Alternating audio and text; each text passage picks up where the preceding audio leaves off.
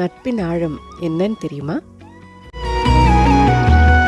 அவளும் நானும் அமுதும் தமிழும், அவளும் நானும் அலையும் கடலும், அவளும் நானும் தவமும் அருளும், அவளும் நானும் வேறும் மரமும், ஆளும் நிழலும் அசைவும் நடிப்பும் அணியும் பணிவும், அவளும் நானும் அவையும் துணிவும் உழைப்பும் தழைப்பும், அவளும்